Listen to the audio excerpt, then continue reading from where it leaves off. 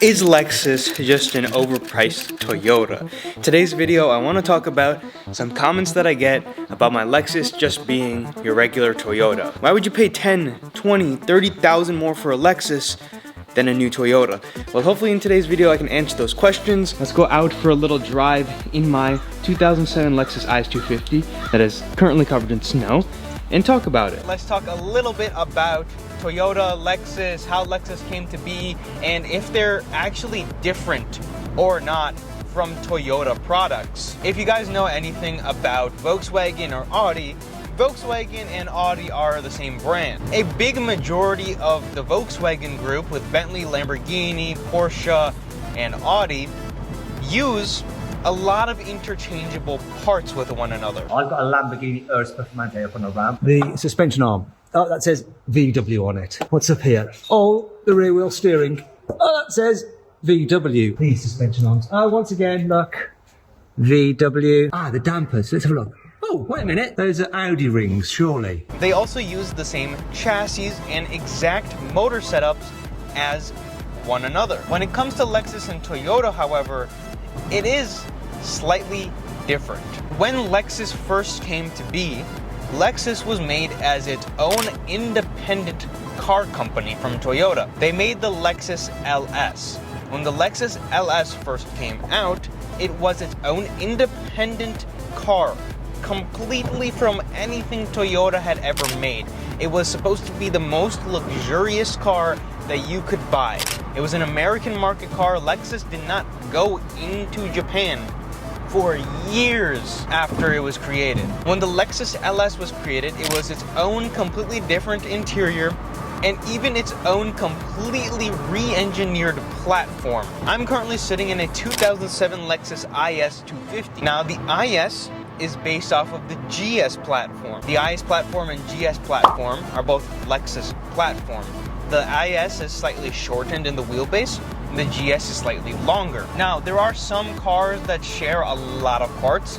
Some of the SUVs share a lot of parts. Let's go back to talking about the LS for a second, because the Lexus LS is the most Lexus car that you can get. It was made to be the very best car that you could buy at the time.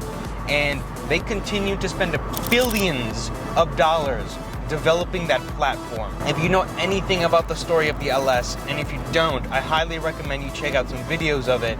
The LS is a independent brand from anything that has ever been done. And that stays to be the truth with all of Lexus products and Lexus models for the bigger majority. Now, Lexus has also made sports cars and supercars. Before we talk about those, I want to talk about the build quality of the Lexus compared to Toyota. It's no secret that Toyota makes some of the best cars on the planet in terms of reliability, and Lexus is obviously no different. But the one thing about Lexus is they use even higher quality product than they do in Toyota models, which makes the reliability of these cars even higher than what a Toyota product would be. Pair that with more sound deadening to make the ride quieter. The doors are heavier, they have a better feel to them, and most of the interior components are going to be a higher leather, and you get more technology in most of the Lexus models. Now, in recent years, unfortunately, Lexus and Toyota are very, very outdated. When I went to go look at new Lexus SUVs, I honestly thought I was back in 2015, and that is not even an exaggeration. They look almost identical to the 2007 that I'm currently sitting in, with a light refresh. But when Lexus was doing what it was doing in the 90s, the early 2000s, and mid 2000s, they were ahead of every single thing in terms of technology, not only from Toyota, but just in general with everything. Now, this car has one thing that honestly I'm kind of astounded by. This car came out in 2006, and it has push to start and keyless entry. That's a feature you don't get on some supercars nowadays. Now, that's a different story, of course. Most cars nowadays have that. But back in 2006, there was very few cars that had that, and I feel like this was really the first of what we were seeing. This car has memory seats, heated and cooled seats. And keep in mind, this isn't the luxury car that Lexus had at the time. This is their sporty sedan on the lower end. Functions like that is the reason that separates Toyota and Lexus, on top of them being completely independent in terms of their chassis and parts that they use in the cars and the quality of parts they use in the cars. Of course, they're the same brand. They're going to share things like motor bases, sensors, and things that are going to be there to save money. The reason why the Volkswagen Group works so well is because a Porsche can have the same sensor as a Volkswagen. When you go to buy that Porsche sensor, it's obviously going to be taxed, but you see it all the time. In videos, people are rebuilding Lamborghinis, you know, certain parts are taken from Volkswagens. You go and see, oh, this Lamborghini sensor cost me $100, while this Volkswagen sensor only cost me $15. And that's because when they made the cars, they saved all of that money. Whether they pocketed or put it into the cars is a completely different story. When it comes to Lexus and Toyota, sure, they share things, but when you really get down to it, Lexus is not an overpriced Toyota. In terms, I would actually say that Toyota is a cheaper version of a Lexus because they share a lot of similarities, but the Lexus is better than the Toyota in almost every single way imaginable. Now, quickly to brush upon the supercar and the sports cars. Toyota has the Supra. The Supra is a BMW. We all know that, and that's not even an insult. It's a fantastic car.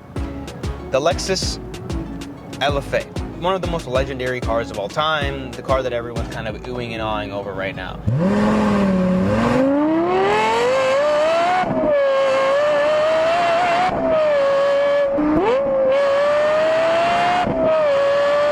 That car was only made because the people were just like, we kind of just want to make something fun. Developmental projects that Lexus does that is completely independent from Toyota in every way. This car, the ISF, is the IS250 that they stuffed a 5.0 V8 into.